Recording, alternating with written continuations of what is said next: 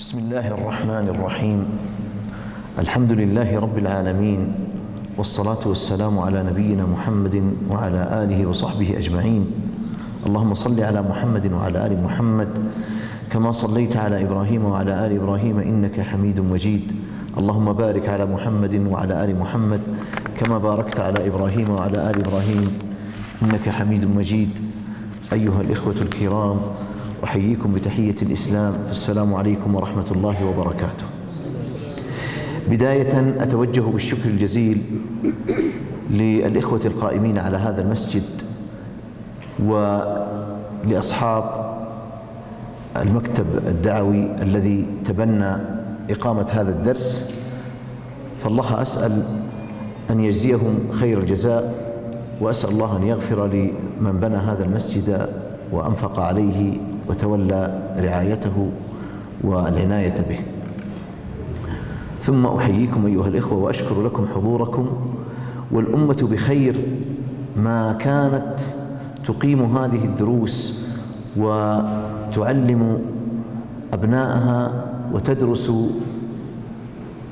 علوم الشريعة وتحفظ هذه العلوم وتتلقاها من كتب العلم ومن التراث الذي بين أيدينا.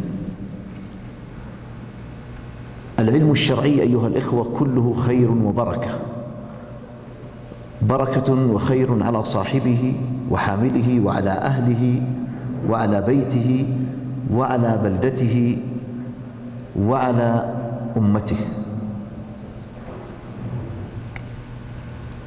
وكما قال الذي قدم الكلمة جزاه الله خيرا، فإن محاسن وفوائد العلم الشرعي لا تكاد تعد ولا تحصى. سنتعرض أيها الإخوة في لقائنا هذا إلى علم جديد لم يكن موجودا قبل 100 سنة من الآن، إنما حدث هذا العلم في السنيات الأخيرة، في 30 أو 40 سنة الماضية نشأ هذا العلم وولد وخرج مولودا جديدا ولم يكن موجودا من قبل. فلو أنك تصفحت كتب العلماء وأخذت تنظر فيها فإنك لن تعثر على مقاصد الشريعة كعلم مستقل شأنه شأن علم الدعوة الإسلامية أو علم الاقتصاد الإسلامي أو علم السياسة الشرعية. فكل هذه علوم طرأت وتولدت في هذا العصر. إن هذا العصر أيها الإخوة ليس كسائر العصور، عصر تغيرت فيه الحياة. حينما جاءت هذه الثورة الصناعية التي حصل فيها اختراع للطاقة الكهربائية التي بها تغيرت رسوم الحياة وتغيرت عادات الناس في مآكلهم ومشاربهم وفي مراكبهم ومساكنهم، حتى في أدويتهم ومعالجاتهم وفي طرق تعلمهم وفي وسائل تنقلاتهم. تغيرت الحياة.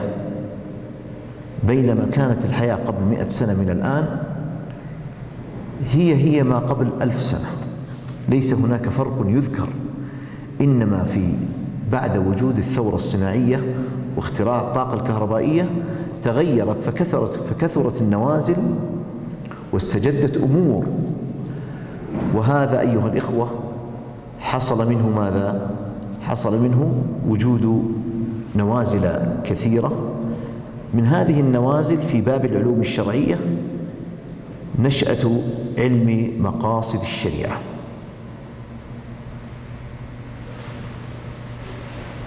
مع أن علم مقاصد الشريعة قد وجد ذكره وسطره الإمام الشاطبي وصرح بكلمة مقاصد الشريعة وخصص لها قسما من كتابه الموافقات، لكنه لم يجعله علما ولم يرد له ذلك، إنما حصل هذا في عصرنا هذا. وحتى نختصر الكلام أيها الإخوة، ولا نجعل الكلام منثورا متناثرا، فإننا يمكن أن نضبط المدخل الذي نحن بصدده في جانبين أو في 3 جوانب. الجانب الأول في الكلام على علم المقاصد من الناحية التاريخية في نشأته وبداية التأليف فيه، والجانب الثاني في مبادئ هذا العلم، في حده وموضوعه ومسائله وغايته وفوائده. والجانب الثالث أيها الإخوة الذي نتعرض له يتعلق ببعض الجوانب الواقعية المعاصرة التي ينبغي التنبيه عليها.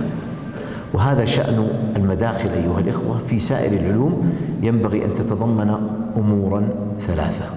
الأمر الأول الناحية التاريخية، من وضع هذا العلم، وما هي أبرز المؤلفات التي كتبت فيه. ويتعرض المدخل أيضا الأمر الثاني لمبادئ العلم، وهو تعريف العلم وموضوعه ومسائله وثمرته وحكمه. والأمر الثالث الذي ينبغي أن يتضمنه أي مدخل للعلوم هو ذكر تنبيهات وتحريرات وتقييدات لا بد منها.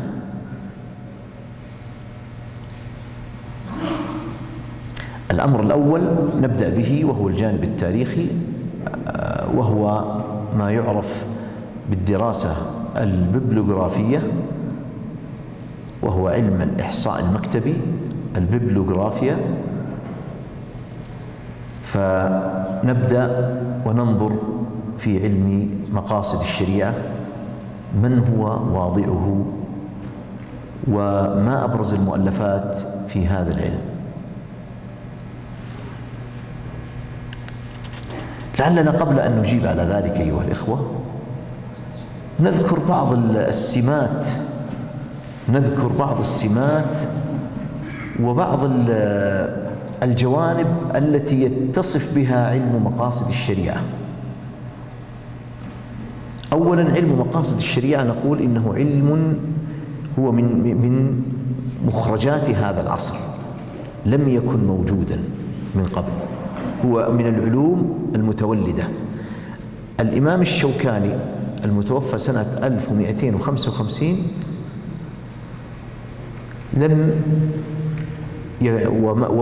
ومن بعده يعني جاء مثلا محبه وتلميذه وهو الصديق حسن خان القنوجي الهندي المعروف بالأمير، لم يتعرض هؤلاء كلهم وهو المتوفى أظن عام 1304، لم يتعرض هؤلاء إلى علم مقاصد الشريعة. طبعا الصديق حسن خان هو تلميذ للشوكاني، تتلمذ على كتبه، وهو ولا يمكن أن يلتقي به. إذن نقول هذا العلم من مخرجات هذا العصر. هذه أول قضية ينبغي أن تكون حاضرة عندنا. من الأمور التي أيضا ينبغي أن نذكرها بخصوص علم مقاصد الشريعة أن هذا العلم لا يزال إلى يومنا هذا في طور الاكتمال، لم يكتمل بعد ولم يستقر بعد. هو نشأ وولد وخرج سالما معافى، ونشأ وترعرع، ولا يزال هو الآن لم تكتمل نشأته ولم يصل إلى درجة النضوج والاكتمال والاستقرار. لقد اتضحت صورته وتبينت ملامحه، لكنه لم يكتمل بعد، ما زال في طور الاكتمال والتجدد. هذا العلم أيها الإخوة أيضا يتسم ثالثا بسبب الأمرين الأول والثاني، يتسم بشيء من وقدر كبير من عدم الوضوح، ما يسميه يعني بعض الناس من المفكرين وكذا بأنه أشبه ما يكون بالمادة الهلامية أو الزئبقية، فهو غير واضح المعالم، لا يعرف له إطار، ولم ترسم له حدود، ولا يعرف له مسائل مقننة بحيث أن نقول هذا يدخل في مقاصد الشريعة وهذا لا يدخل. هذه من مسائل علم المقاصد، وهذه ليست من مسائل علم المقاصد،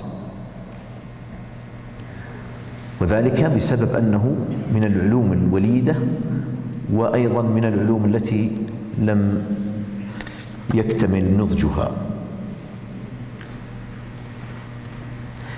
من الأمور التي يتسم بها هذا العلم أيضا أنه قد اكتسحه كما يقال وتسلط عليه، وللأسف الشديد، كثير من أعداء الملة والدين، لأنهم وجدوا فيه بغيتهم، وحاولوا وما زالوا يحاولون صرفه عن مساره الصحيح، فحاولوا عبثا أن يجعلوا هذا العلم مطية إلى تأويل الشريعة وتحريفها، ولذلك صار هذا العلم ميدانا للغزو الفكري، وتعرض لكثير من العبث والجناية، وكثرت فيه البحوث والمقالات ممن هب ودب، كل ذلك باسم مقاصد الشريعة.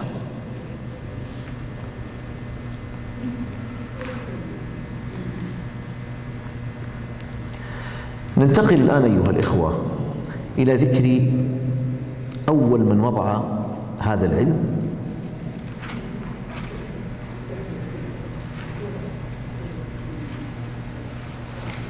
وذلك هو الإمام الطاهر ابن عاشور المفسر التونسي الذي توفاه الله سنة 1393 للهجرة.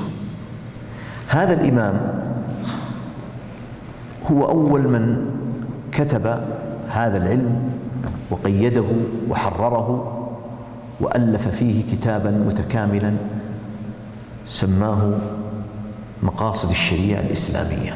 كتابه هذا مقاصد الشريعة الإسلامية هو أول كتاب على الإطلاق ألف بهذا الاسم، وقد تضمن هذا الكتاب في مقدمته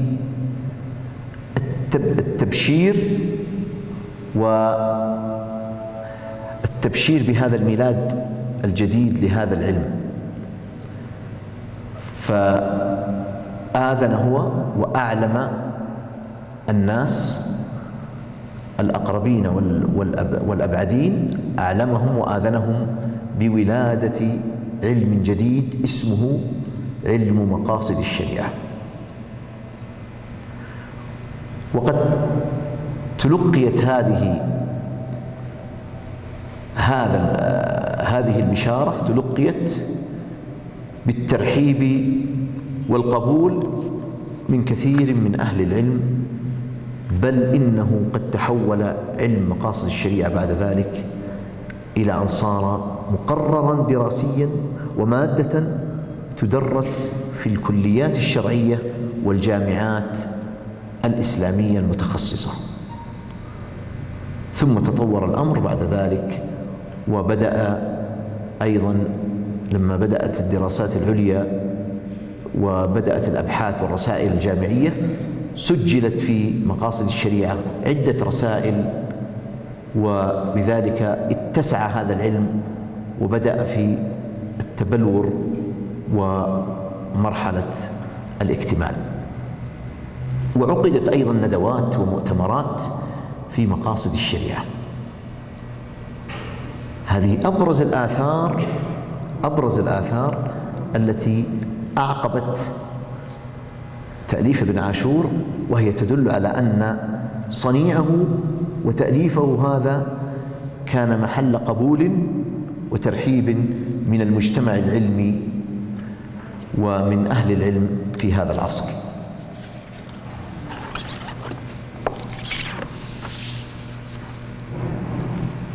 لعلنا نشير قبل ذلك إلى الإرهاصات التي كانت قبل تأليف ابن عاشور لكتابه هذا.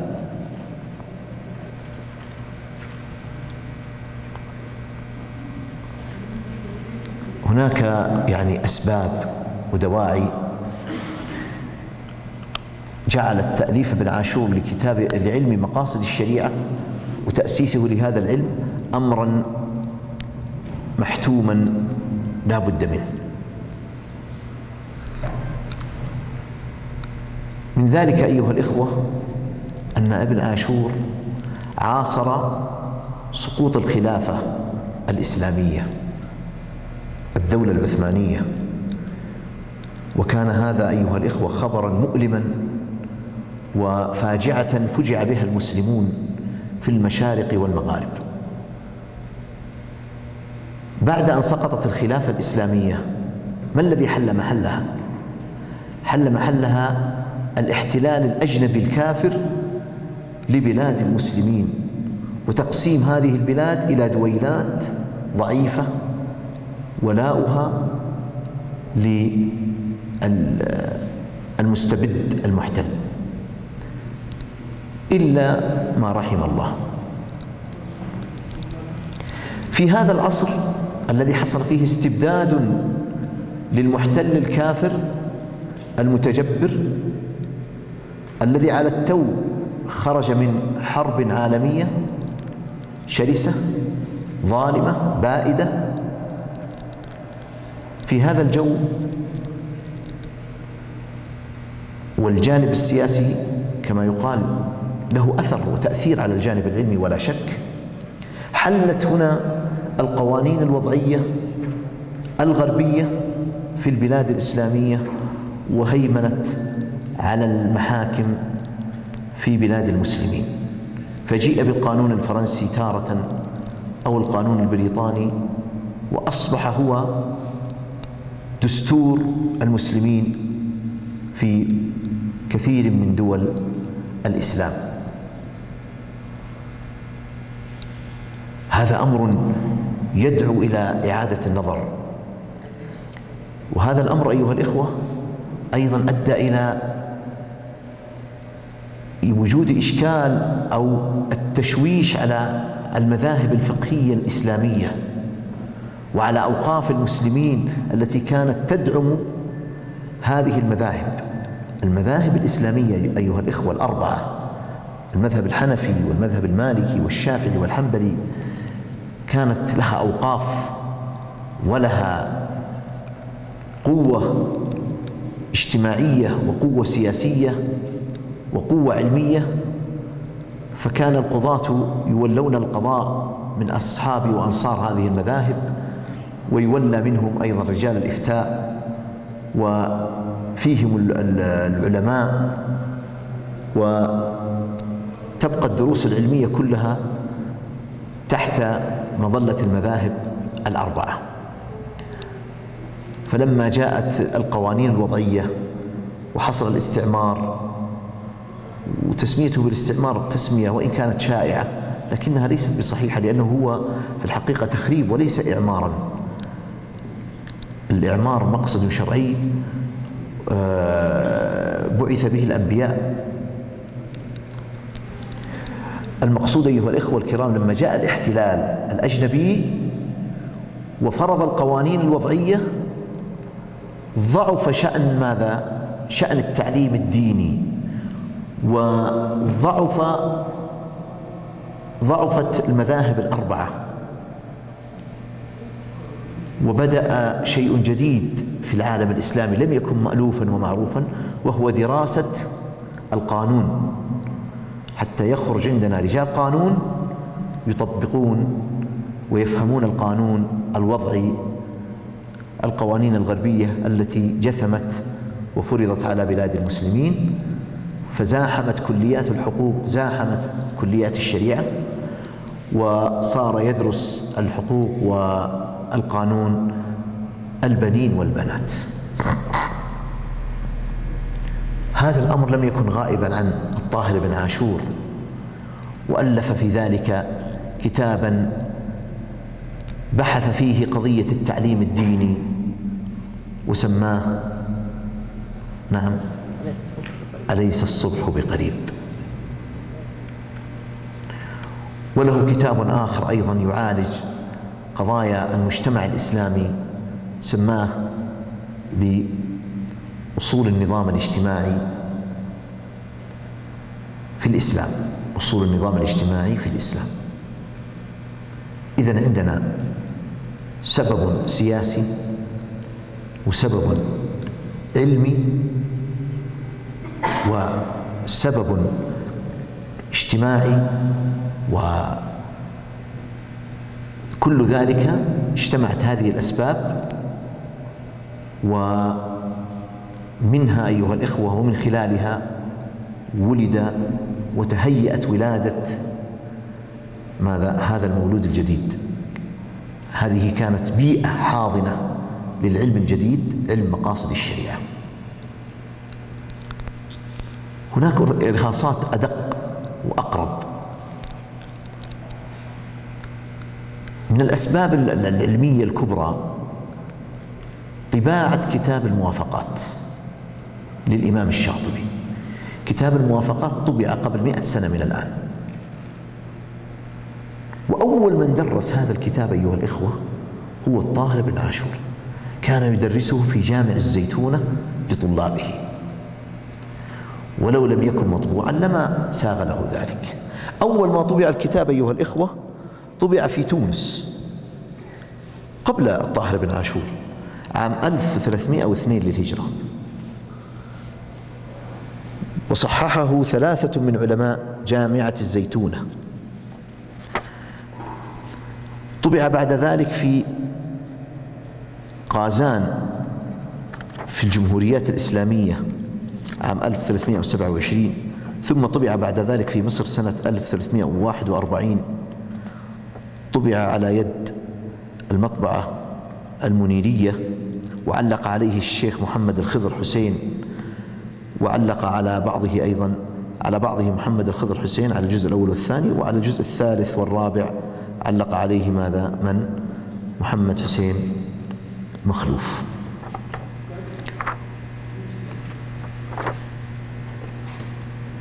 لنكن منصفين أيها الإخوة، وننقل الصورة كاملة في انتشار كتاب الموافقات ووصوله إلى يد الطاهر بن عاشور. الطاهر بن عاشور هو أول من درس كتاب الموافقات، درسه لطلابه، وكانت للطاهر بن عاشور ملاحظات وتوقفات في بعض المواضع والمسائل عند الإمام الشاطبي، وهذا هو الذي دعاه إلى تأليف مستقل.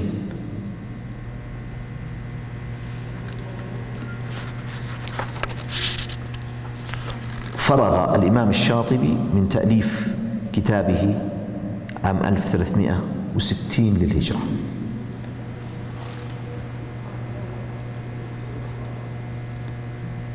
ونشره عام 1366، يعني جلس 6 سنوات في طباعته ونشره. صدر عن مكتبة الاستقامة في تونس. كانت الطباعة في ذلك الوقت يعني تأخذ وتتطلب جهدا، وعمر ابن عاشور أيها الإخوة، عمر كثيرا، حتى إن واحد من أبنائه وهو من العلماء المعروفين، وهو من؟ الفاضل ابن عاشور، توفي في حياة والده.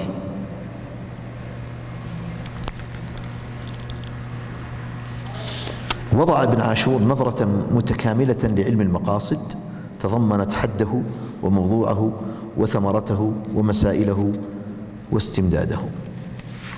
لكن دعونا نرجع إلى كتاب الموافقات. حينما طبع أول ما طبع كان هناك رجل في مصر، لا نريد أن نتوسع في الكلام عليه، وإن كان الكلام على هذا الرجل له علاقة قوية بطباعة كتاب الموافقات في البلاد العربية. كتاب الموافقات طبع في تونس أول ما طبع، ثم طبع في بلاد التتار، ثم طبع في مصر، لكن كلها طبعات يعني لم تنتشر، إنما انتشرت الطبعة التي علق عليها من؟ الشيخ عبد الله دراز. ما القصة؟ جاء الأستاذ محمد عبده، وهو من أساطين المدرسة العصرية التي كانت تحمل منهجا مستقلا معروفا بتقديم العقل على النقل والتجافي عن الآثار وعن منهج السلف والسير في ركاب الحضارة ومتابعة الغرب. كان يحج كل سنة إلى باريس، ولم يحج مرة واحدة إلى مكة المكرمة. على كل حال، الذي يعنينا من القصة أن الأستاذ محمد عبده كان يوصي الناس ويدعوهم إلى قراءة كتاب الموافقات، ويحرض على ذلك، ويوصي طلابه، ويوصي بذلك الخاصة والعامة. وقد أثر ذلك في 2 من طلابه. الأول الشيخ عبد الله دراز، والثاني الشيخ محمد الخضري. الشيخ عبد الله دراز يقول، اسمعوا ماذا يقول في مقدمة كتاب الموافقات. الشيخ عبد الله دراز يقول عن سبب توجهه للكتاب وخدمته للكتاب، يقول: كثيرا ما سمعنا وصية الشيخ محمد عبده رحمه الله لطلاب العلم بتناول الكتاب، وكنت إذ ذاك من الحريصين على تنفيذ هذه الوصية، فوقف أمامي وأمام غيري صعوبة الحصول على نسخة منه، لأن الكتاب طبع لكن طبعات شحيحة. وبعد اللتية والتي وفقنا إلى استعارة نسخة بخط مغربي من بعض الطلبة، فكان إلغاز الخط مع صعوبة المباحث. هنا نكتة يذكرها أمر الطريف في استعارة الكتب وإعارتها. هم يقولون: إذا كنت معيرا للكتاب فلا تكن كصاحب السراج، وإذا كنت مستعيرا له فلا تكن كصاحب السلم. إيش؟ من هو صاحب السراج؟ من هو صاحب السلم؟ صاحب السراج هو قصته ما هي؟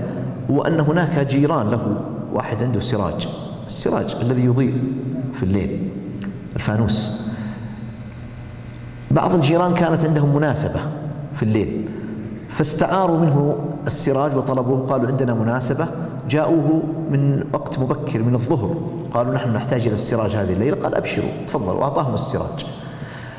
فلما مضت ساعة وساعتان، قال ساعة، ساعتين، 3 ساعات وهو عندهم، جاء قبيل المغرب وطرق الباب عليهم، قال: اعطوني السراج. وألح وأصر على استرجاع السراج، وهذا حقه. فأخذ السراج من جيرانه قبل دخول الليل، ما استفادوا شيئا منه.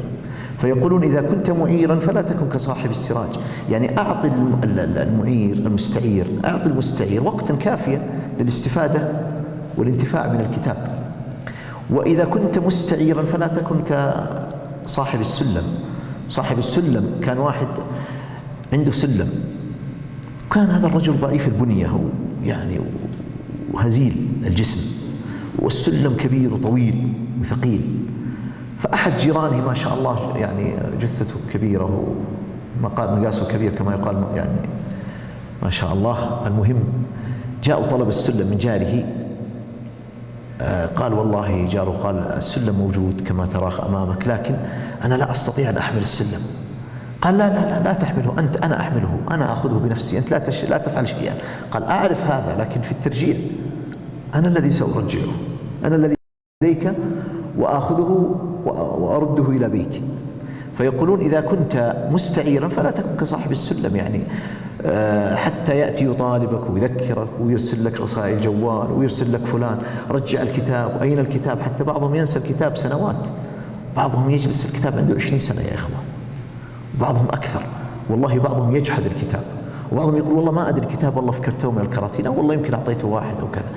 فالمقصود أيها الإخوة الإعارة والاستعارة يعني لها نظام ينبغي أن يكون إيش؟ تراعى فيه الحقوق. فيقول، نرجع إلى كلام من؟ الشيخ عبد الله دراس في مقدمة كتاب الموافقات، يقول بعد اللتية والتي ووفقنا إلى استعارة نسخة بخط مغربي من بعض الطلبة، فكان إلغاز الخط مع صعوبة المباحث وإلحاح صاحب النسخة لاسترجاعها أسبابا تضافرت على الصد عن سبيله، فأنفذنا وصية القائل إذا لم تستطع شيئا فدعه وجاوزه إلى ما تستطيع، يعني أعرض وترك الكتاب وتحقيق الكتاب. فلما يسر الله طبع الكتاب طبعة مصرية التي حققها قلنا عالمان من علماء الأزهر، محمد الخضر حسين ومحمد حسين مخلوف، وأتيحت لي فرصة النظر فيه، عالجته أول مرة حتى جئت على آخره، فرضت في هذا السفر الطويل شعابه وأوديته، وسبرت خزائنه وأوعيته، وقد زادني الخبر به في تصديق الخبر، وحمدت السرى ومغبة السهر، فملك أعنة نفسي لإعادة النظر فيه بطريق الاستبصار، وامتحان ما يقرره بميزان النظار، والرجوع إلى الموارد التي استقى منها، والتحقق من معانيها التي يصدر عنها، إلى آخر كلامه.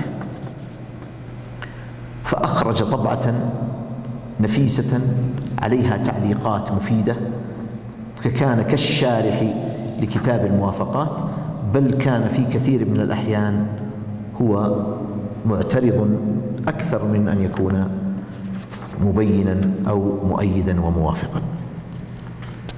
فكانت هذه دراسة دقيقة من إمام متخصص دقيق، وهو الشيخ عبد الله دراس، وهذا هو الشيخ الأول. الشيخ الثاني من هو؟ الذي استجاب لدعوة الأستاذ محمد عبده، الشيخ محمد الخضري. كلف الشيخ محمد الخضري بالتدريس في السودان للطلاب المؤهلين للقضاء، وكان يدرسهم مذكرة وضعها هو في أصول الفقه، أملاها عليهم وحررها، وزاره الأستاذ محمد عبده في السودان وقرأ عليه كثيرا من المذكرة، قال هذه المذكرة أريد منك أن تطالعها وتعطيني رأيك فيها. فنظر فيها شيخه الأستاذ محمد عبده وقال له لعلك تضم إليها شيئا من كتاب الموافقات، وأن تمزج المذكرة بالموافقات. يقول الخضري: فاستحضرت هذا الكتاب يعني الموافقات، وأخذت أطالعه مرات حتى ثبتت في نفسي طريقة الرجل، وجعلت آخذ منه الفكرة بعد الفكرة لأضعها بين ما أخذه من كتب الأصول، حتى جاء بحمد الله ما أمليته وفق مرامي.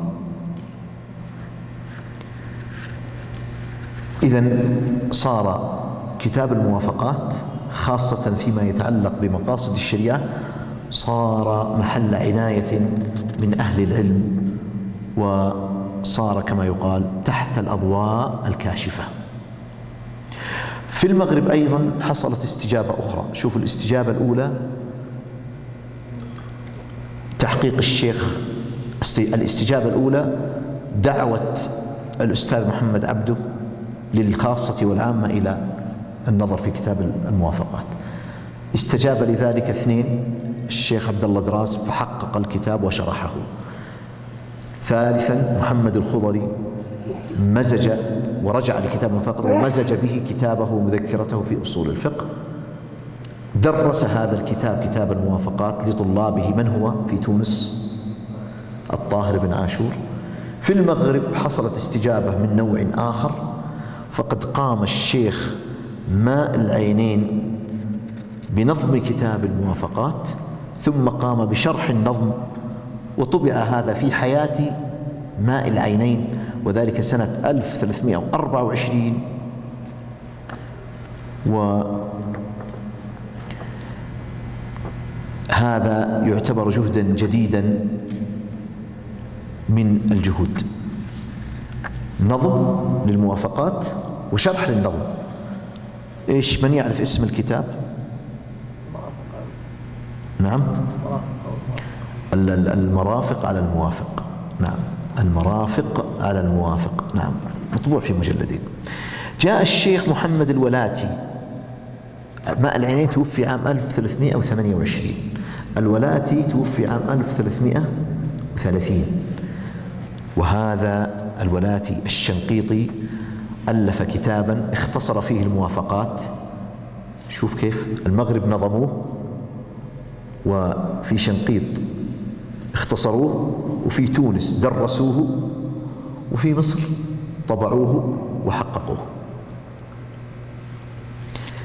توضيح المشكلات في اختصار الموافقات للولاتي الشنقيطي، لم يطبع منه إلا مجلدان، طبعها من؟ حفيده بابا محمد عبد الله المحاضر في جامعة الملك سعود.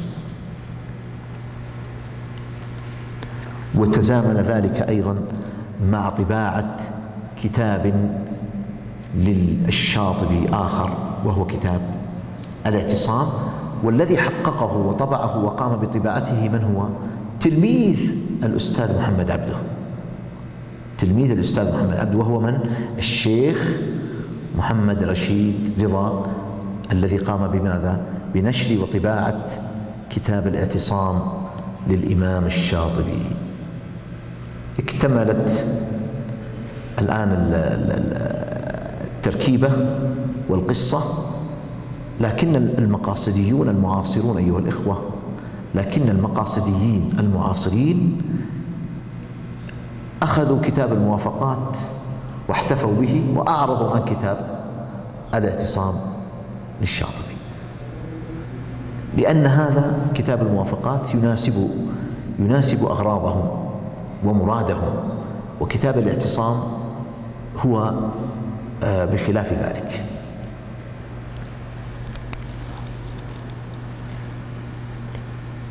لم تكتمل القصة بعد، سنقف مع رجل فاضل وعالم مميز، وهو الشيخ محمد العزيز جعيط.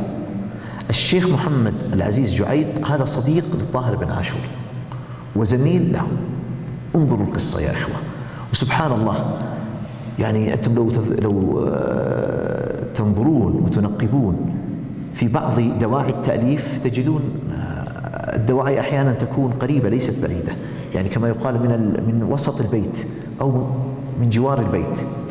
يعني تذكرون الإمام البخاري ألف كتابه العظيم صحيح البخاري باقتراح سمعه من أحد مشايخه، وهو من؟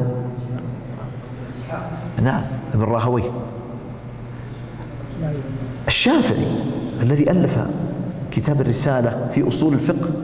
ألف هذا الكتاب تحقيقا لطلب رفعه إليه أحد مشايخه، وهو من؟ عبد الرحمن بن مهدي المحدث. انظروا إلى قصة الشيخ محمد العزيز جعيط. نأخذ فكرة عن هذا الرجل. أولا، هو مفتي المالكية في تونس، واعذروني التاريخ الموجود عندي بالفرنجي لعلكم تحولونه. هو توفي الشيخ محمد العزيز جعيط قبل الطاهر بن عاشور ب4 سنوات. يعني متى؟ عام 89، 1389. هو عين مفتيا مالكيا في سنة 1919. يعني حوالي كم؟ يعني حوالي 1300 كذا، ولا 1340 تقريبا. كلف بإدارة مشيخة جامع الزيتونة في عام 1939. سمي شيخ الإسلام للمذهب المالكي في عام 1945. ثم بعد ذلك تولى وزارة العدل،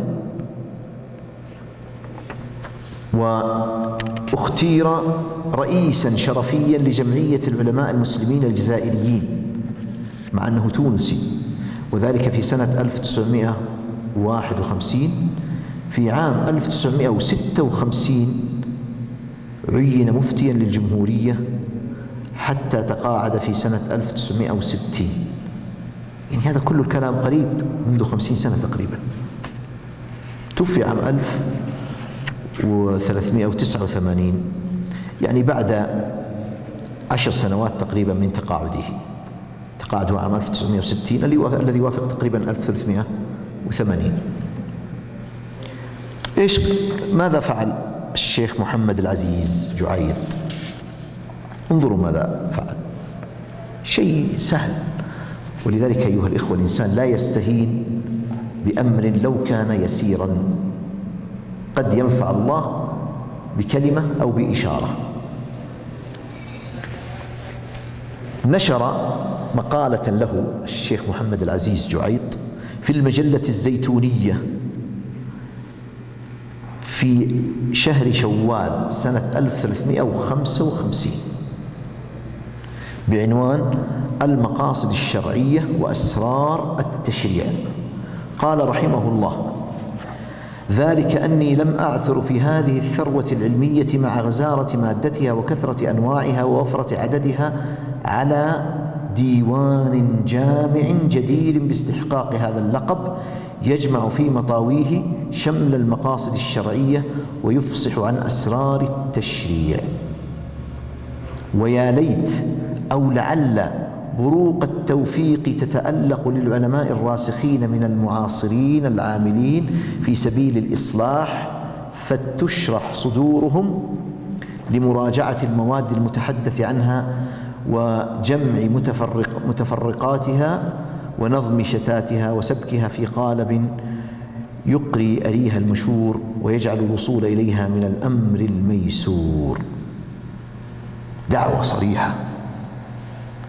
واستجاب الإمام الطاهر بن عاشور لدعوة صديقه وزميله، وكان ما كان. وبعد 5 سنوات فقط من هذا النداء بدأ اكتمل عنده تأليف هذا الكتاب. وبعد 11 سنة بالضبط، يعني هو نشر هذه المقالة 1355، ولم تأتي سنة 1366 إلا وقد نشر وطبع كتاب مقاصد الشريعة الإسلامية للطاهر ابن عاشور.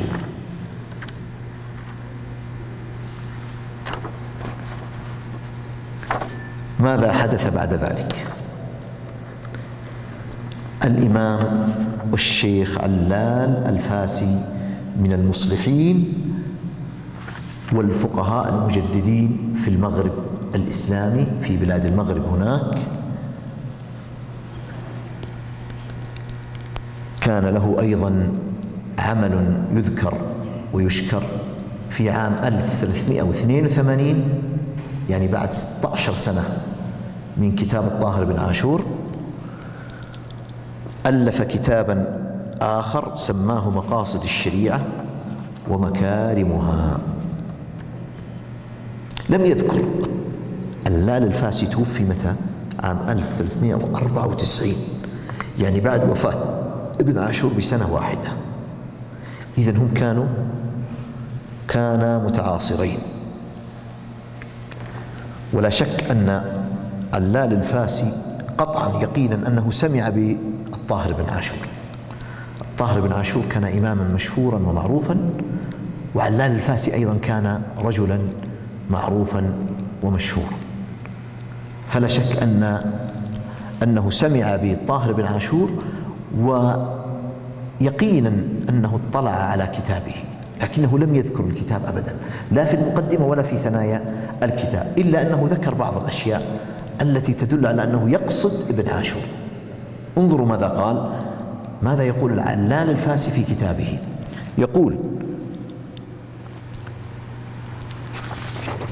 يقول هذا كتاب مقاصد الشريعة الإسلامية ومكارمها، أضعه اليوم بين يدي قراء الأفاضل، وأنا واثق من أنه سيسد فراغا في المكتبة العربية، لأن الذين تعاقبوا على كتابة المقاصد الشرعية لم يتجاوزوا الحد الذي وقف عنده إمامنا أبو إسحاق الشاطبي رحمه الله في كتابه الموافقات، أو لم يبلغوا ما إليه قصد، وبعضهم خرج عن الموضوع إلى محاولة تعليل كل جزء من أجزاء الفقه أخذا للمقاصد بمعناها الحرفي.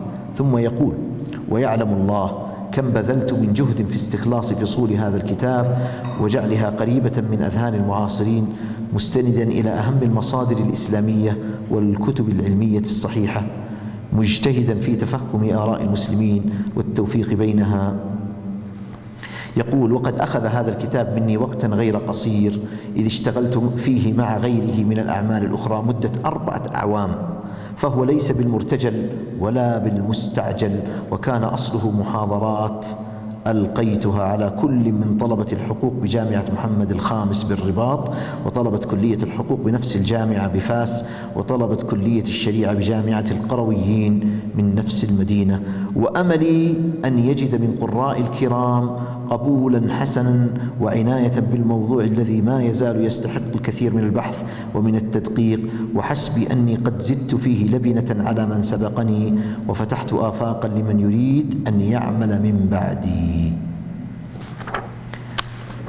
يقول أحد الباحثين الذين حققوا كتاب الطاهر بن عاشور في العلاقة بين كتاب ابن عاشور وكتاب العلال الفاسي، يقول كان ابن عاشور في كتاب الفاسي هو الحاضر الغائب، فهو لم يصرح باسمه أبدا، لكنه كان حاضرا إذ استفاد منه ورجع إليه، ولعل ذلك بسبب المعاصرة. وبين المعاصرين أيها الإخوة والأقران قدر معلوم من الحساسية.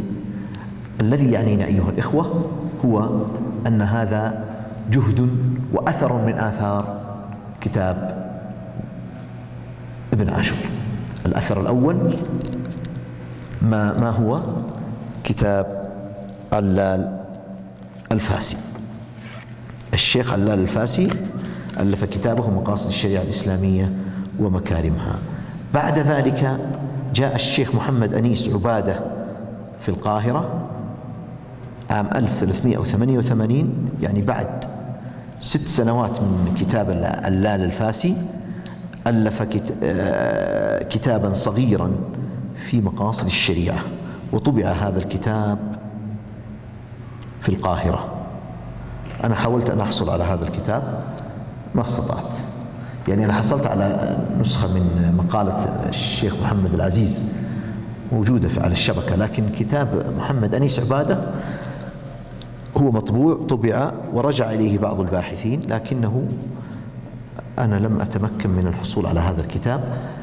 يعني هذا الكتاب يعتبر من الكتب المتقدمة. إذا نستطيع أن نقول الطاهر بن عاشور هذا 1، 2 علال الفاسي، 3 من محمد أنيس عبادة كتاب في مقاصد الشريعة. إيش رأيكم هذه 3؟ قبلها واحد نذكره قبلها، وهو من؟ محمد العزيز جعيط. إذا نقول ابن عاشور وضع وألف كتابه، سبق كتابه مقالة لصاحبه وصديقه وزميله، وأعقبه كتابان، كتاب مغربي وكتاب مصري، وابن عاشور تونسي. إذن أصداء كتاب ابن عاشور وصلت إلى المغرب وإلى مصر. نتوقف هنا وقفة جيدة وننتقل إلى مرحلة جديدة في مراحل التأليف في هذا العلم، وهي مرحلة الدراسات والرسائل الجامعية، ما يسمى برسائل الماجستير والدكتوراه.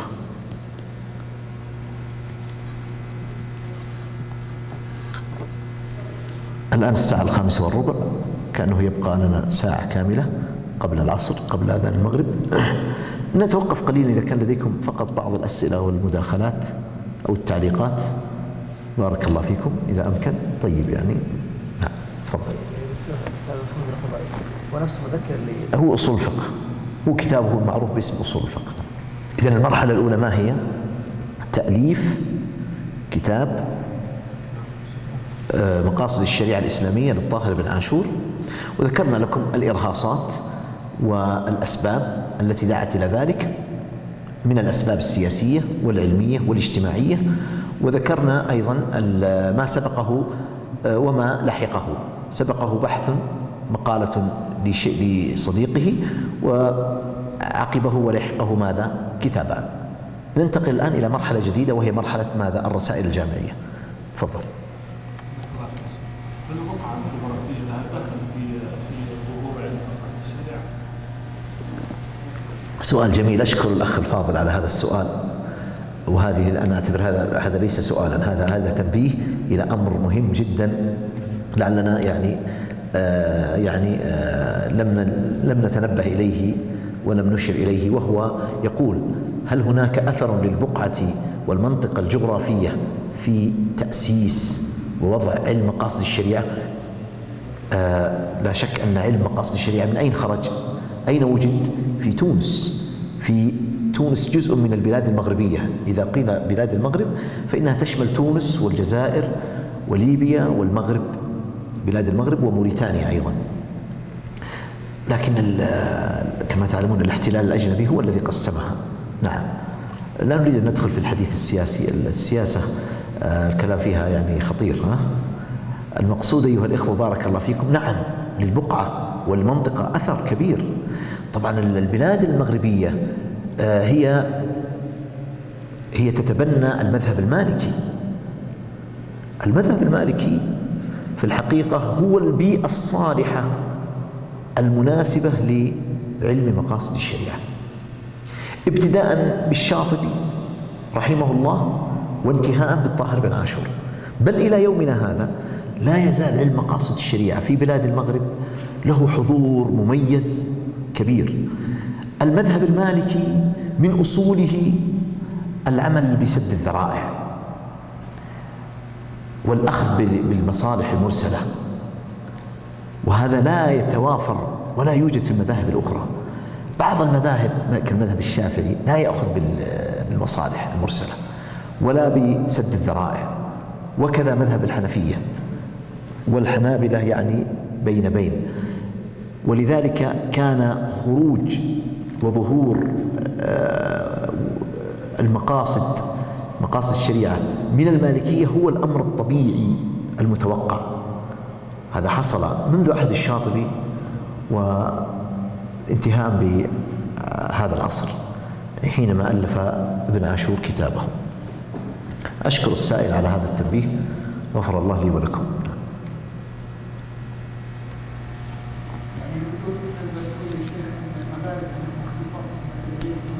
نعم نستطيع أن نقول إن المغاربة لهم اختصاص ولهم بصمة إن صح التعبير في هذا العلم ليست لغيرهم. يوجد عند غيرهم عناية بعلم المقاصد، عناية متأخرة بعلم المقاصد. لعلنا استعجلنا لو نظرنا في الرسائل الجامعية، تعرفون أن المشارقة صارت لهم عناية بمقاصد الشريعة، لكن عناية المغاربة عناية كبيرة. عندهم مجلة اسمها مجلة الموافقات، وعندهم مؤتمرات وندوات عن الشاطبي، أشياء كثيرة عن الشاطبي. فلذلك كتاب الشاطبي ومقاصد الشريعة يعني لها حضور مميز لا مثيل له. وهذا ليس يعني هو موجود في بلاد المشرق، في مصر وفي بلاد الشام وفي بلاد الحرمين، لكنه ليس بالدرجة التي هي في بلاد المغرب. لا شك أن في بلاد المغرب البحوث أكثر عددا وأكثر اتساعا، وربما تكون في بعض الجوانب أيضا أكثر عمقا وفقها. يعني مثلا أيضا لو نظرنا إلى العقيدة السلفية تجد أنها في بلاد الحرمين، في بلادنا هذه لها حضور أكثر من البلاد الأخرى. ولا يعني هذا أنها ليست موجودة في البلاد الأخرى، لكن كل بلد له ما يعني له اختصاص وله يعني جانب ربما يكون فيه يعني امتداد وتوسع. نعم.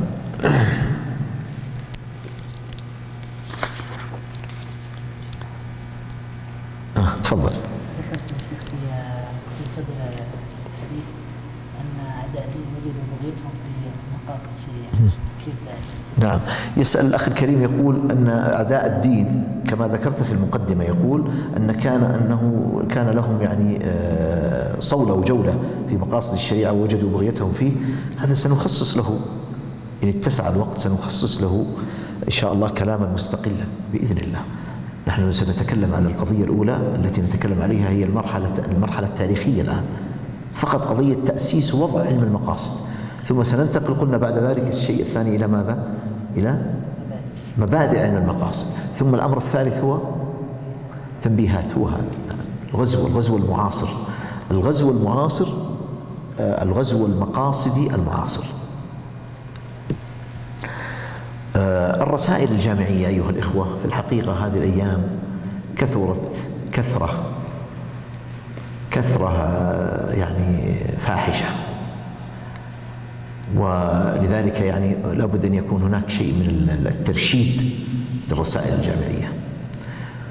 وبعض المعاصرين لعلكم تعرفون الكتاب، فقط أنا أريد أن أنبه إليه، وضع دليلا للكتب والرسائل الجامعية والأبحاث والمقالات التي ألفت في مقاصد الشريعة.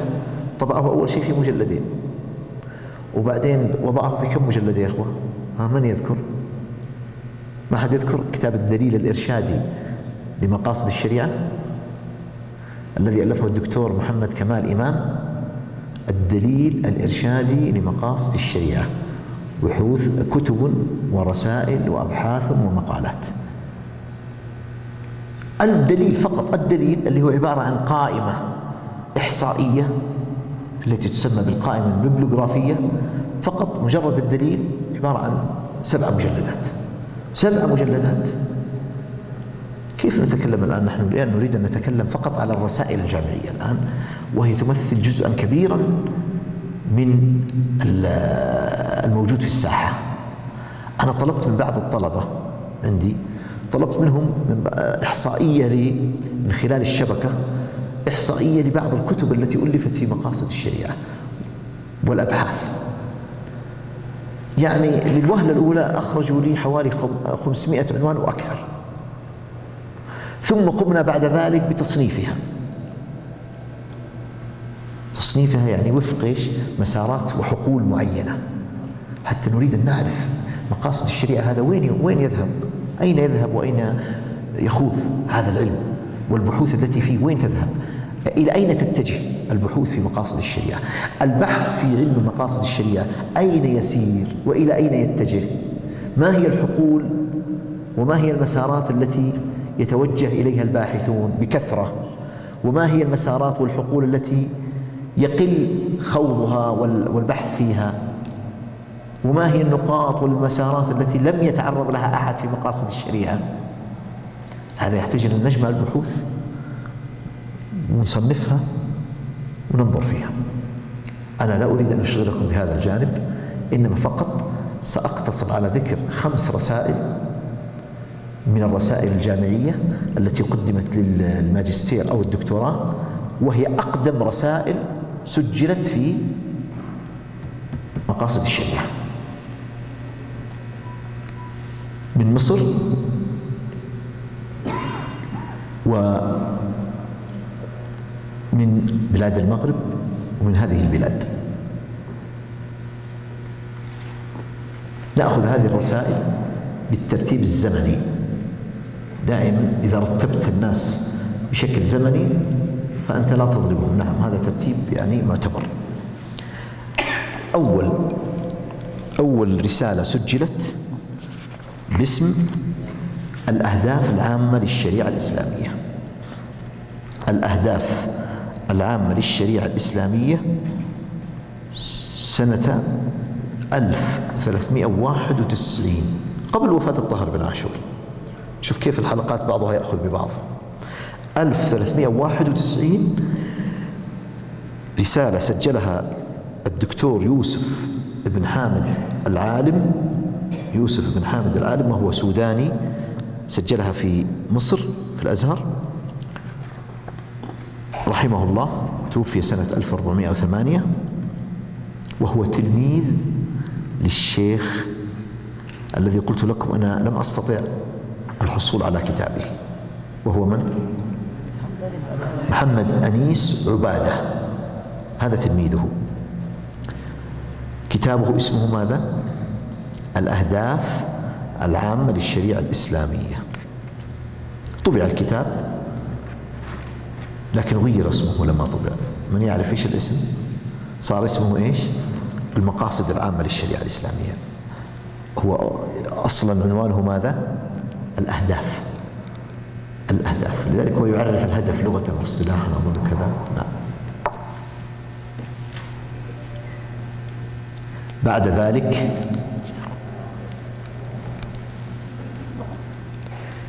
جاء كتاب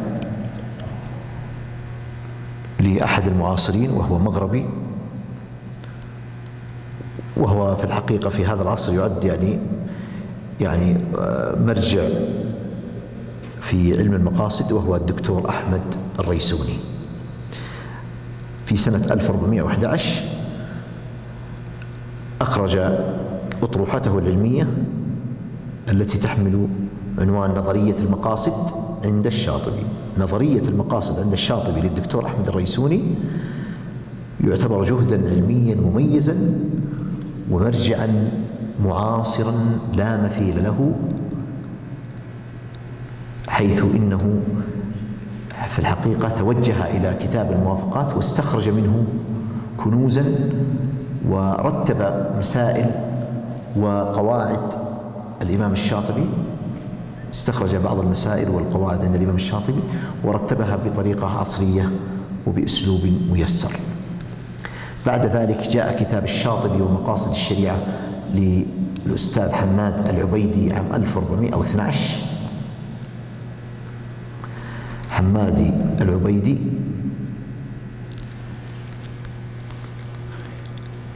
بعد ذلك رسالة في الجامعة الإسلامية سجلت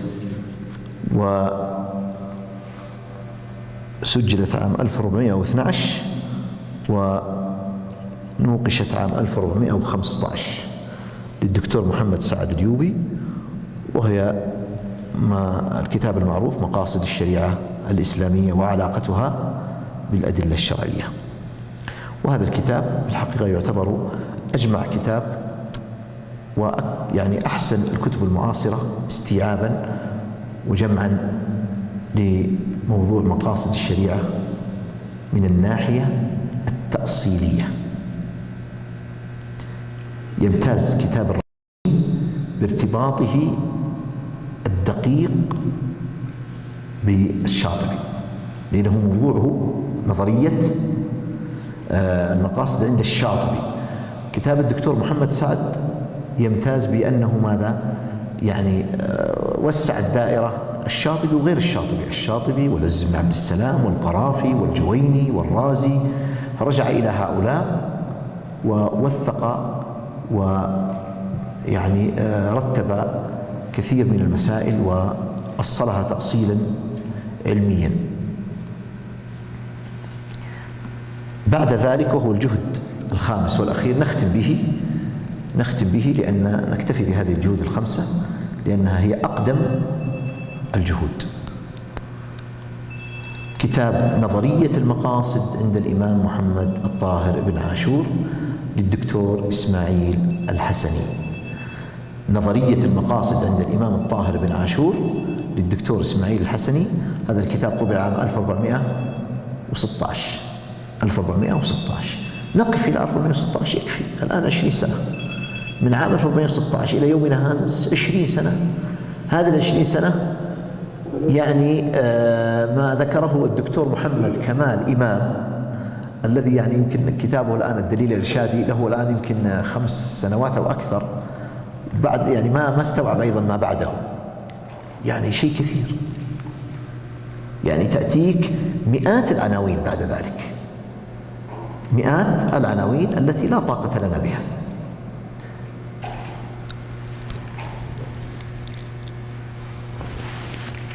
إذن عندنا 5 رسائل تعتبر هي أمهات الرسائل الجامعية. كتاب الدكتور يوسف العالم، ثم الدكتور أحمد الريسوني، ثم حمادي العبيدي، ثم الدكتور محمد سعد اليوبي، ثم الدكتور إسماعيل الحسني.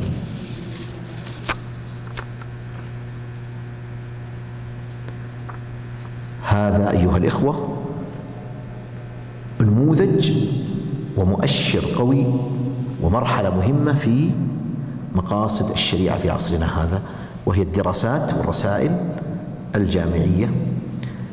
الندوات والمؤتمرات، لو أنك تتصفح الشبكة العالمية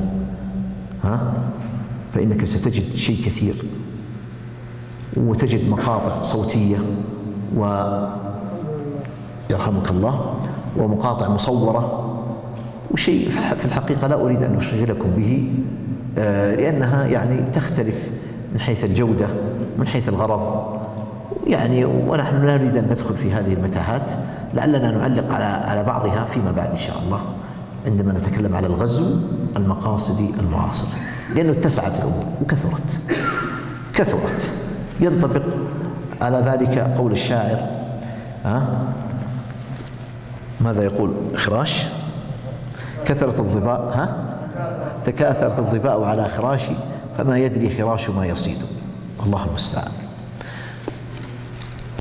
والله هزلت أيها الإخوة، ويعني اشتد هزلها، وصار الأمر يعني أقرب إلى التلاعب وأقرب إلى العبث أيها الإخوة في الكتابة في مقاصد الشريعة في هذا العصر. ولذلك المسألة تحتاج إلى ضبط وإلى عناية وإعادة نظر من الجهات العلمية، والأمر في هذا معلق على طلبة العلم وعلى الأقسام العلمية في الجامعات الشرعية.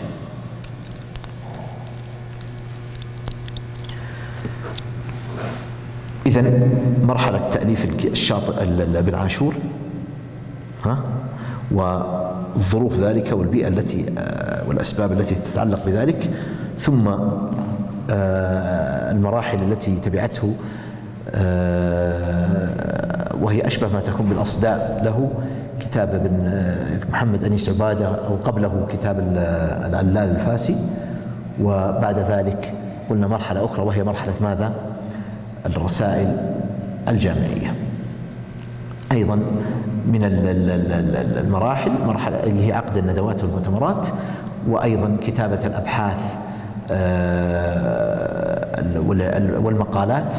تجد الآن الأبحاث والمقالات في مقاصد الشريعة شيء عظيم جدا، بل الآن أصبحت كلمة مقاصد الشريعة أيها الإخوة يعني مثل الإكليشة كما يقال، يعني أصبحت أمر يوضع فقط هكذا للتجميل والتزيين. يعني حينما يقال حكم كذا على ضوء مقاصد الشريعة، أو على بالنظر المقاصدي باعتبار مقاصد الشريعة وهكذا. فصارت كلمة مقاصد الشريعة صارت مجرد جملة وعبارة يكثر تردادها وورودها في كثير من العناوين، عناوين المقالات والأبحاث والندوات والمؤتمرات. ومن الأشياء التي قلنا استجدت في هذا العصر أن علم مقاصد الشريعة بات مقررا دراسيا ومادة تدرس في المرحلة الجامعية وأحيانا في المرحلة العليا، في الدراسات العليا في مرحلة الماجستير والدكتوراه. وهذا يعني تتبعته أنا، هذا موجود في كثير من الجامعات، ولسنا بحاجة إلى ضرب أمثلة، لكن هو موجود في جامعات كثيرة. عندنا في الجامعة الإسلامية هو مقرر في المرحلة الجامعية وفي مرحلة الماجستير وفي مرحلة الدكتوراه، لكن يختلف هذا بحسب التخصص. المقصود أيها الإخوة الكرام بارك الله فيكم أن هذه صورة وملامح مقاصد الشريعة في هذا العصر. وأذكر وأعيد وأكرر ما قلته أول الأمر، وهو أن علم مقاصد الشريعة علم وليد جديد لا زال في طور الاكتمال والبناء، لم يستقر ولم ينضج بعد، فيه قابلية. ولذلك لا بد أن هذا ميدان لا بد من اقتحامه، وألا يترك الأمر لأصحاب المقاصد السيئة. نعم، هناك أمر ربما كان هو المتوقع أن نشير إليه ونبدأ به، لكن أنا آثرت تأخيره قصدا، وهو مقاصد الشريعة قبل الإمام ابن عاشور، عند الإمام الشاطبي وقبل الإمام الشاطبي. وهذا في الحقيقة أنا آثرت أن أؤخره وأن أختصر فيه أيضا لأمرين، لسببين اثنين. السبب الأول أنه قد كتب فيه وبحث وذكر، توجد كتب كثيرة من الكتب التي ذكرتها لكم، هذه الكتب التي سميتها لكم الرسائل الجامعية، ذكرت الموافقة المقاصد عند الشاطبي وقبل الشاطبي وبعد الشاطبي، ذكروا ذلك بكلام لا مزيد عليه. فأنا إن جئت بشيء فأنا سأنقل عنه. هذا هو السبب الأول، أن هذا بحث منتهٍ يعني مذكور وقد بذلت فيه جهود مشكورة. السبب الثاني هو من وجهة نظري أن علم مقاصد الشريعة لم يتأسس ولم يكن على يد الإمام الشاطبي، إنما كان على يد ابن عاشور. كيف يكون على يد الإمام الشاطبي؟ يضعه الإمام الشاطبي الذي توفاه الله سنة 790 للهجرة رحمه الله رحمة واسعة، 790 في القرن الثامن، ثم يأتي القرن التاسع والعاشر والحادي عشر والثاني عشر والثالث عشر، 5 قرون مكتملة، 500 سنة، ليس له ذكر عند أهل العلم، لا عند الأصوليين ولا عند المغاربة ولا عند المالكية، ليس للإمام الشاطبي ذكر ولا لكتابه الموافقات ولا لشيء اسمه علم مقاصد الشريعة أبدا. إنما حصل اكتشاف مقاصد الشريعة متى؟ عندما ذكرت لكم ذلك، حينما طبع كتاب الموافقات في بداية القرن الماضي عام 1302، يعني قبل 100 سنة من الآن أو 130 سنة. فما يمكن أن يكون علم بهذه الصورة يؤسس ويوضع ثم يندرس وينسى ويهجر 500 سنة متوالية ثم يبعث من جديد. هذا غير ممكن، هذا أمر، هذا شيء. وشيء آخر أن الإمام الشاطبي لم يتكلم ولم يقصد إلى وضعه علما مستقلا، بل كان يحذر من ذلك. فكيف ننسب إليه ما يرفضه؟ وكيف ننسب إليه ما لا يقصده وما لا يريده؟ هذا لا يصح.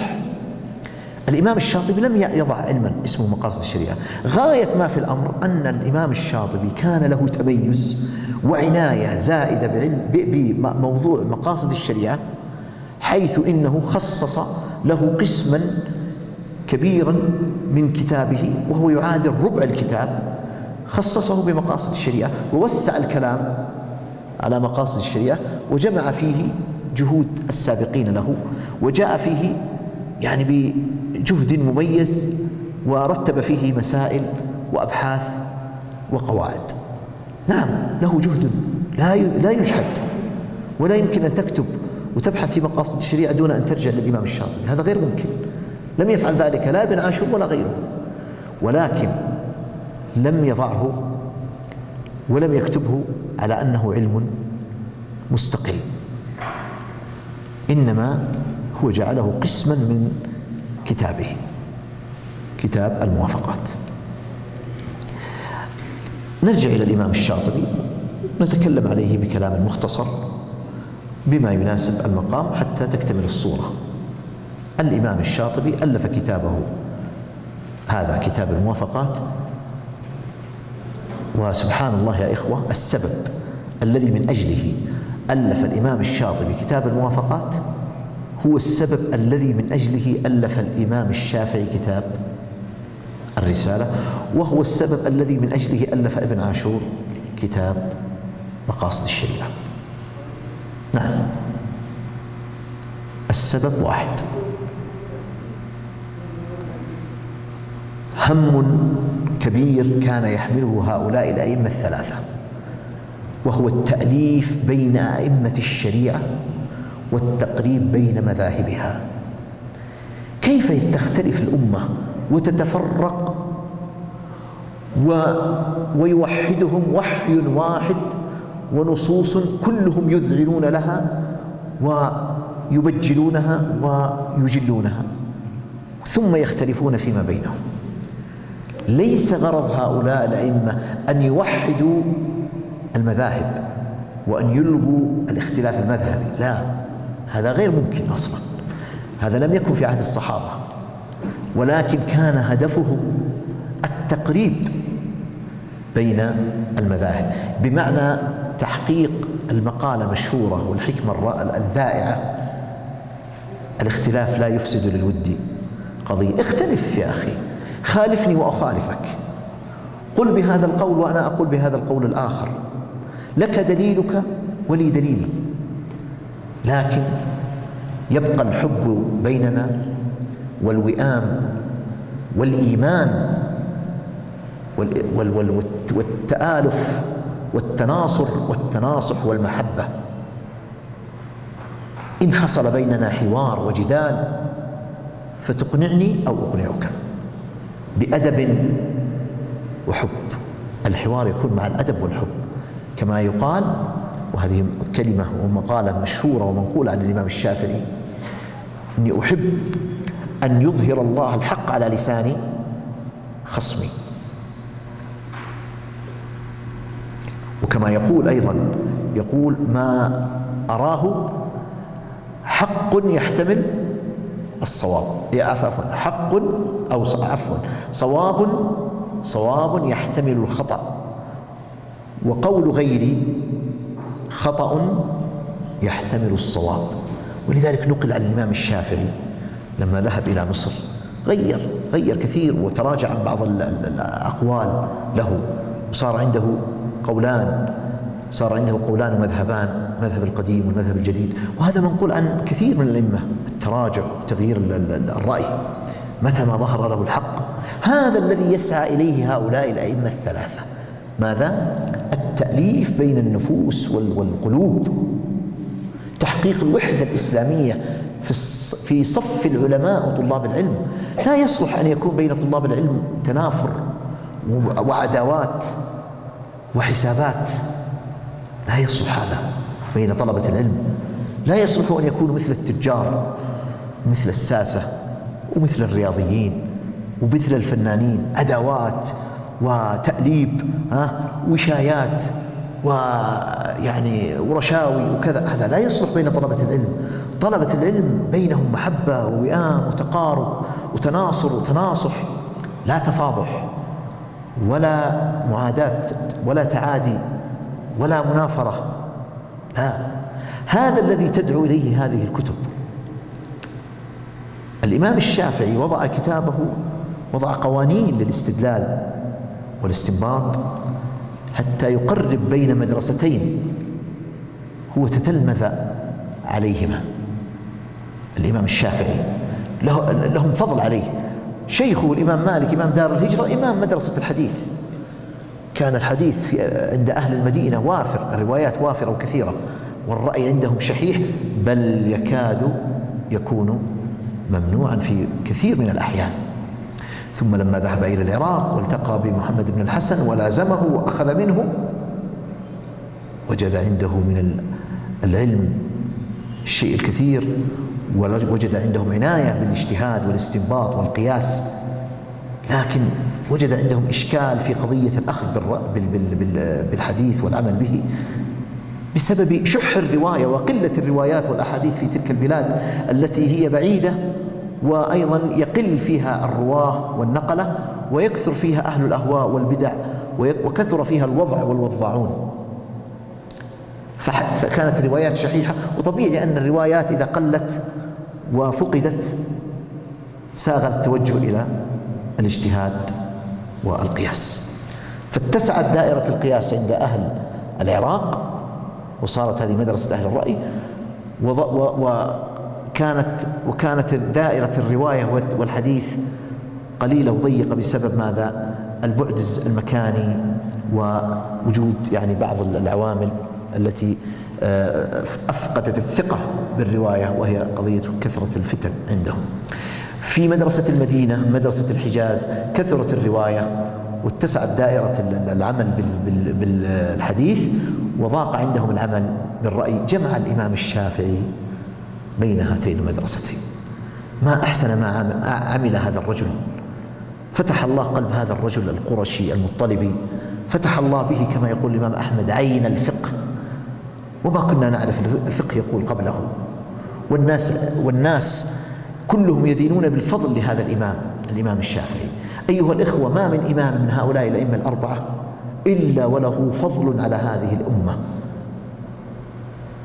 ولما كتب الله حفظ هذا الدين على يد هؤلاء الأئمة الأربعة، لا شك أن هؤلاء الأئمة الأربعة لهم قدم صدق، ولهم من النية والعمل الصالح الشيء الكثير الذي يرفع الله به ذكرهم وحفظ الله به دينهم.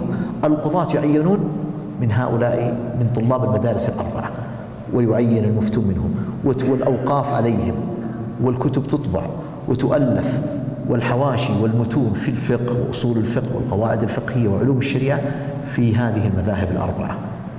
كم حفظ الله بهذه المذاهب الأربعة من الدين ومن الفقه والعلم والتعلم.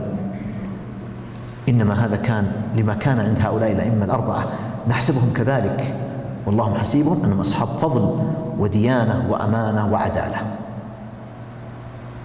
جمع الإمام الشافعي فقه الإمامين السابقين وصديقه وصاحبه وشيخه وقرينه الإمام أحمد. فمدرسة الحنابلة ومدرسة الشافعية مدرسة تكاد تكون مدرسة واحدة، إلا أن الإمام أحمد كان له مزيد عناية بالرواية، ولذلك كانت آراؤه الفقهية تتعدد بعدد الروايات وآثار وأقوال الصحابة. كانت له عناية بالجانب الحديثي، تعدد الروايات والألفاظ، وبجانب أقوال الصحابة، ولذلك كثرت عنده الروايات. وإلا في الحقيقة أن مذهب الحنابلة أو مذهب الإمام إنما هو انبثق واقترن واتصل بمذهب الإمام الشافعي، فهما مذهبان متقاربان إلى درجة كبيرة. ومذهب الإمام الشافعي ومذهب الإمام أحمد إنما تأسس على يد أو بني هذان المذهبان على مذهبين سابقين، وكان يعني كما يقال يعني خلطة سرية مركبة من هذين المذهبين، مذهب الحنفية ومذهب المالكية. جاء الإمام الشاطبي، وسبحان الله هذا الرجل كان يحمل هما كبيرا، عاش في أرض الأندلس التي كانت كثرت فيها الطوائف والدويلات، وأيضا يوجد فيها الإفرنج، وعلى حدودهم ومقربة منهم الروم، وهم أعداء الإسلام الدائمين. أيها الإخوة، الروم كما قال عليه الصلاة والسلام ذات القرون، يكيد للإسلام أيها الإخوة منذ انبثاق فجره إلى يومنا هذا وإلى قيام الساعة. الروم هم الذين يديرون المكائد لحرب الإسلام والدس في الإسلام. كانت الروم بلاد الروم والإفرنج على مقربة من بلاد الأندلس ومتاخمة لبلاد الأندلس، وكانت الولاءات في تلك الطوائف والدويلات الأندلسية والممالك ولاؤها للأسف الشديد مع الأجنبي الإفرنجي. هذا كان له أثر في انتشار البدع ووقوع الفتن والاختلال في العملية العلمية. أتدرون الشاطبي هذا صاحب المقاصد، إمام المقاصد، أتدرون لو أننا استقرأنا شيئا من فتاواه وآرائه الفقهية أنه ملتزم أشد الالتزام بالمذهب المالكي. وبعض المعاصرين أيها الأخوة كتب مقالا يشير فيه إلى أن الشاطبي يعني عنده شيء من التناقض، كيف هو في الأصول مقاصدي ويدعو إلى إعمال المقاصد، وفي الفقه مذهبي يلتزم بمذهب المالكية. هذا عين في الحقيقة من التزام بمذهب المالكية والتقيد به، هو عين المحافظة على مقصود الشارع. هذه رؤية الشاطبي. كيف هذا؟ تدرون كيف هذا؟ نظرة ثاقبة يا إخوة، نظرة ثاقبة بعيدة. أنا قرأت قبل أيام يعني فترة وقعت على فتوى وقرار لهيئة كبار العلماء عندنا قديمة من 30 سنة تقريبا، حينما عرض عليهم مسألة كان يعنى بها مشايخ القضاء عندنا والمجلس الأعلى للقضاء ووزارة العدل في قضية مسألة الالتزام بمذهب معين، إلزام القاضي بالمذهب الحنبلي عندنا هنا. يقول كيف نلزمهم بالمذهب الحنبلي؟ وأحيانا يكون المذهب الحنبلي قد يكون مرجوحا، أو ربما الشيخ القاضي يرى يعني رأيا آخر يرجح مذهبا آخر، لكن ذكروا في قرارهم، والقرار هذا جيد الاطلاع عليه، ذكروا قضايا كثيرة. يعني أنا أقول هذا القرار مبني على مقاصد الشريعة. ذكروا بعض الأشياء والأسباب والمسوغات التي تعين وتقود وتحتم الالتزام بمذهب معين. قالوا أن أولا من الأسباب لو وجد قاضي مجتهد على العين والرأس هو أهل للاجتهاد وتوفرت فيه شروط الاجتهاد المطلق، على العين والرأس، ما نلزمه بمذهب معين. هل يوجد هذا في هذا العصر؟ الشاطبي في عصره ذاك يقول ما يقول، كان يقول الأحسن يقول للقضاة وللعلماء الالتزام بالمذهب المالكي دفعا للهوى. يدخل الهوى، يأتي السلطان والحاكم إلى القاضي وإلى المفتي يقول أنا عندي كذا كذا وأريد منك فتوى، يصل إليه بطريقة أو بأخرى، يعني ما هو بالضرورة بهذه الصورة الساذجة يعني، لكن ماذا؟ يعني كما يقال عندي وأنا أبو هندي، نعم، فيأتيه بالفتوى، لكن إذا كان ملزما بالمذهب ما فيه مجال لهذا. ولذلك ذكر الشاطبي هذه القضية ويقول جاءوا وأرادوا استخلاص فتوى ومروا على جميع العلماء ومروا عليه هو لاستخلاص رأيهم في هذه النازلة وفي هذه المسألة. والله لعلي جئت يعني أو كأني جئت بشيء من هذا نقرأه عليكم، لكن ما نريد أن نخرج عن الموضوع. كنا نحن نتكلم على إيش؟ على قضية قرار هيئة كبار العلماء الذي ذهبوا فيه إلى ماذا؟ إلى المصالح الشرعية في ماذا؟ في الإلزام بمذهب معين وهو المذهب الحنبلي. وهذا ما رآه الشاطبي وهو ما يحقق مقصود الشارع. إذا كنا نرى أيها الإخوة في عهد الشاطبي كيف الاستعمار عندهم الأجنبي الفرنجي المقارب لهم كيف يضغط على الممالك وعلى الولاة وعلى القضاة، ألا يكون من المصلحة أن يلزم القضاة وأن يلزم المفتون بالمذهب المالكي؟ هذا أقرب إلى الشريعة من أن يفتي أحد القضاة أو المفتين يفتي في مسألة بما يوافق الضغوط الأجنبية أو بما يوافق أهواء أصحاب السلطان أو أصحاب الأموال والرئاسات. إذن يعني نحفظ حق الشريعة المتمثل في المذهب المالكي. الإمام الشاطبي ألف هذا الكتاب جمعا بين مذهبين شهيرين عندهما، مذهب الحنفية ومذهب المالكية.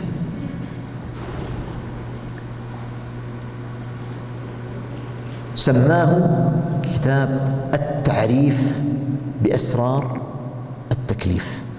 التعريف بأسرار التكليف.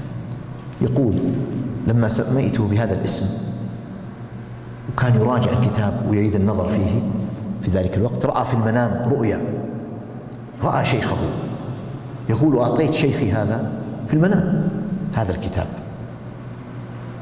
فقال لي: ما اسم هذا الكتاب في المنام؟ قلت له: الموافقات.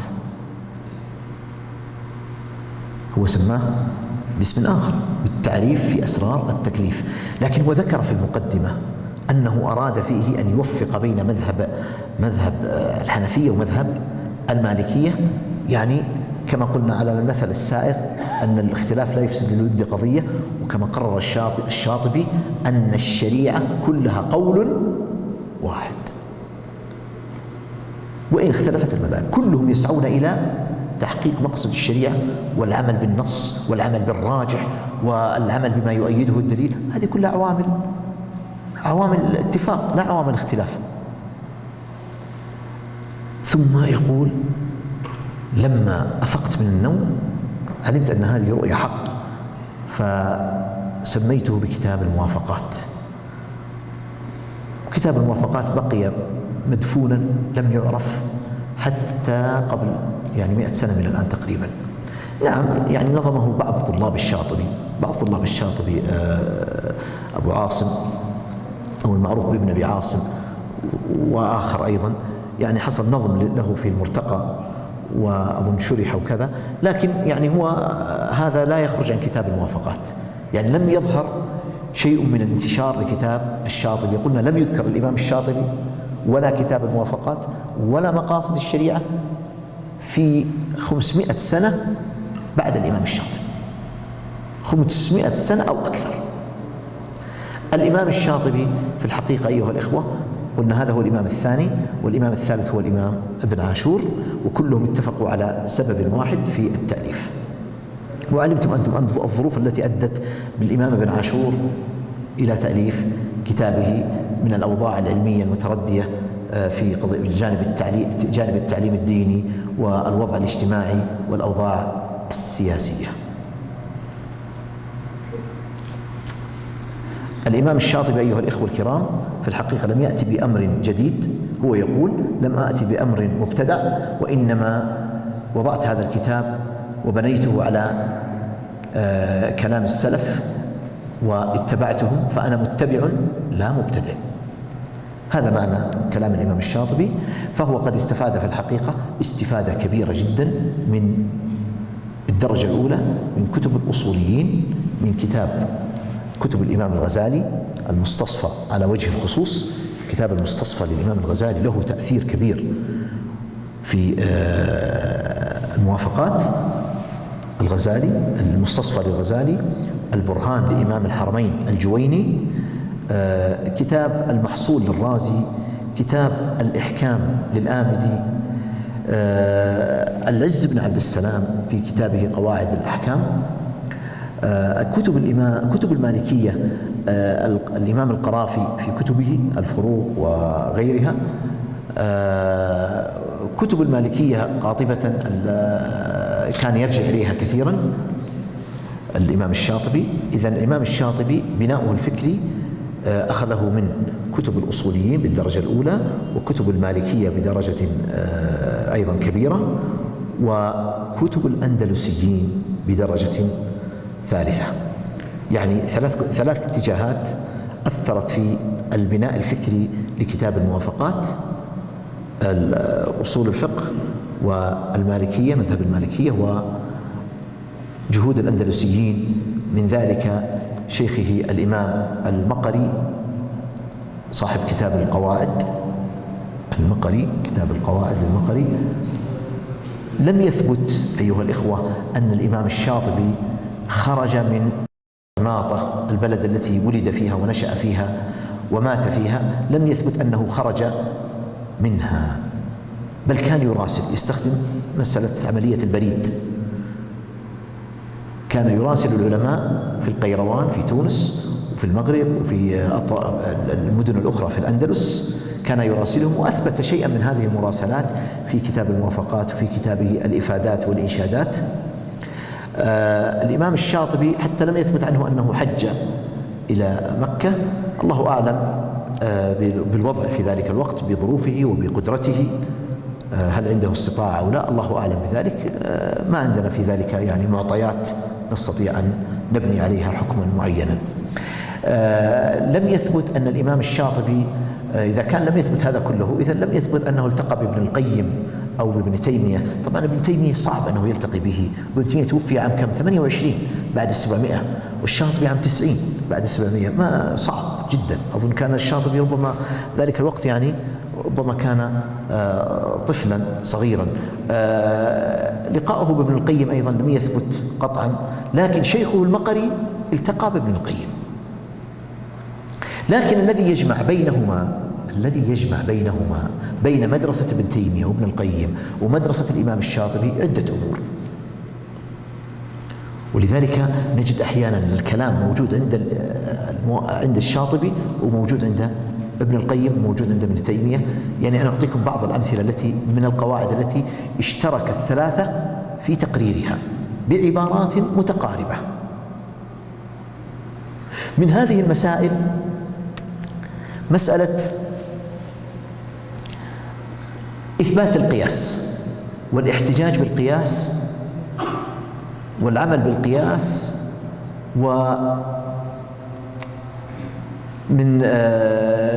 وأنه ليس هناك شيء على خلاف القياس، وأنه يتعين الجمع بين النص والقياس. سماها ابن القيم وابن تيمية أنه لا يوجد في هذه الشريعة شيء على خلاف القياس، والشاطبي قال يجب الجمع بين الجزئيات والكليات. كلام يخرج من مشكاة واحدة. لما جاء في قضية اشتراط الإرادة في الأمر، الكلام واحد عند الجميع، وهو التفريق بين الإرادة القدرية والإرادة الشرعية. وهذا الكلام والتفصيل لا يعرف إلا عند هؤلاء الثلاثة. وأيضا أن العناية بالجانب التطبيقي والتحذير من الجانب الكلامي والجدلي في أصول الفقه، هذا نفس واضح عند الثلاثة هؤلاء. من الأسباب هذه، من الأمثلة على الاشتراك بين هؤلاء، من الأسباب في ذلك أن قلنا الشاطبي استفاد من المدرسة الثالثة. ما هي التي قلناها؟ الأندلسية. هناك إمام كبير مشهور في الأندلس، إمام مشهور وهو من؟ الإمام ابن حزم. ابن حزم استفاد لأنه ابن حزم ميزته أنه عنده عناية فائقة بالآثار وبالنصوص.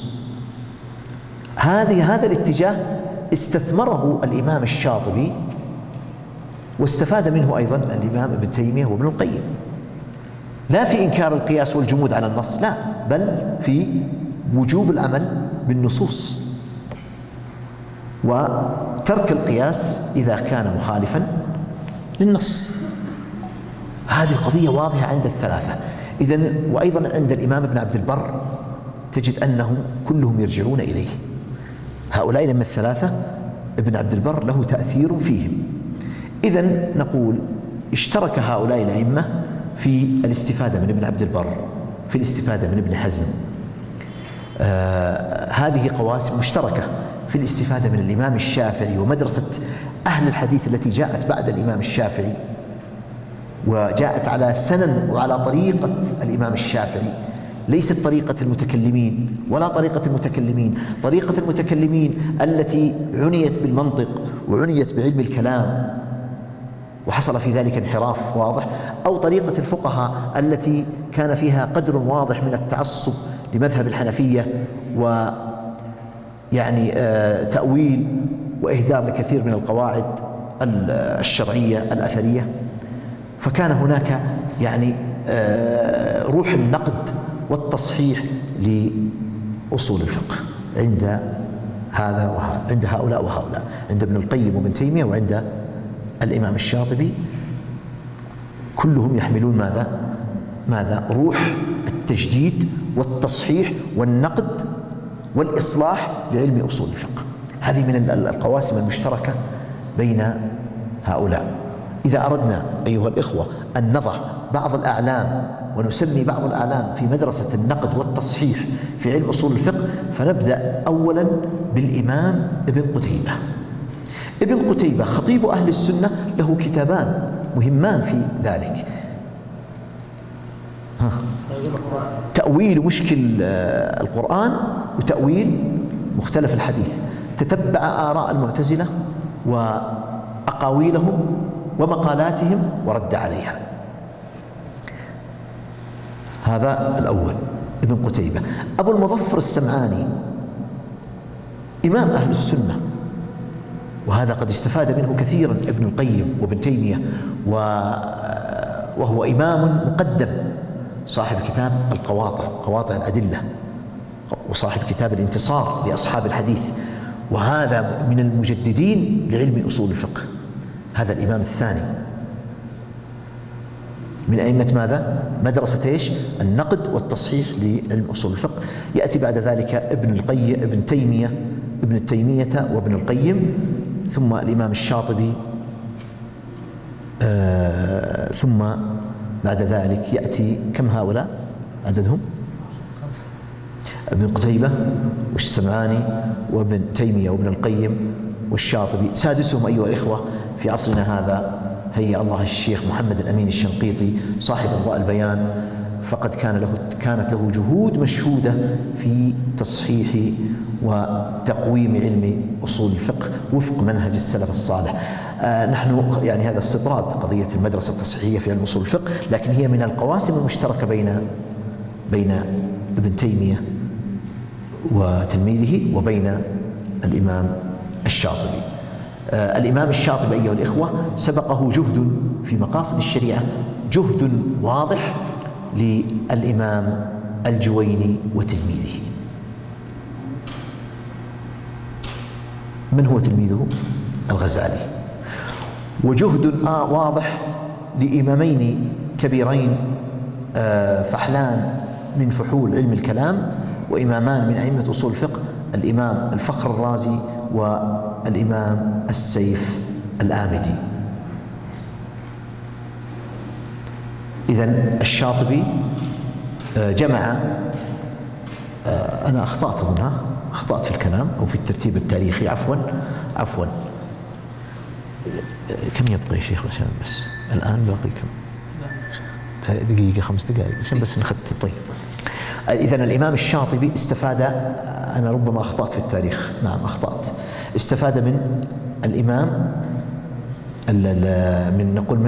من الإمام الجويني وتلميذه الغزالي، ومن الرازي والآمدي، ومن القرافي، ومن العز بن عبد السلام وتلميذه القرافي. العز بن عبد السلام أيها الإخوة هذا إمام المصالح، نسميه بإمام المصالح. جاء الشاطبي واستفاد من هذه الجهود، استفاد من تأصيلات الغزالي وشيخه الجويني، شيخ الغزالي، واستفاد من جهود الرازي والآمدي. الآمدي من تلاميذه العز بن عبد السلام، ومن تلاميذ العز القرافي. هؤلاء أئمة نسميهم بأئمة المقاصد قبل وأئمة المصالح قبل الشاطبي. من؟ الجويني والغزالي والرازي والآمدي والعز والقرافي، 6. هؤلاء استفاد الشاطبي وتأثر بهم ونقل عنهم ورتب كلامهم. أبرز هؤلاء على الإطلاق إمامان: إمام الأصول وشيخ الأصوليين على الإطلاق حجة الإسلام أبو حامد الغزالي صاحب كتاب المستصفى، والآخر أبو محمد عز الدين ابن عبد السلام الملقب بسلطان العلماء. هذا هو الشاطبي، وهذه الكتب والمصادر التي يعني رجع إليها الإمام الشاطبي واستفاد منها. الشاطبي كانت له جهود في الترتيب وفي التنظير وفي حسن البيان والعرض، وكتابه لا شك أن له قيمة عالية جدا وله تأثير في علم مقاصد الشريعة في عصرنا هذا ما اتسع له الوقت أيها الإخوة الكرام. أريد أن أشير أيضا إلى أن مقاصد الشريعة في الحقيقة لها وجود عند الإمام الشافعي أيضا مؤسس علم أصول الفقه، بل لها وجود في نصوص الكتاب والسنة، في القرآن الكريم وفي السنة النبوية المطهرة وفي كلام الصحابة والتابعين وفي أيضا الأئمة الأربعة جميعا في فقههم. مقاصد الشريعة أيها الإخوة هي في الحقيقة ما هي إلا عبارة عن ماذا؟ النظر إلى أثر يعني إلى قواعد وضوابط الاجتهاد وإلى ضوابط إعمال الرأي والاستنباط في الشريعة الإسلامية بنظرة يعني متكاملة. هذا ما اتسع له الوقت، ونتوقف ونواصل إن شاء الله بعد صلاة المغرب. بارك الله فيكم.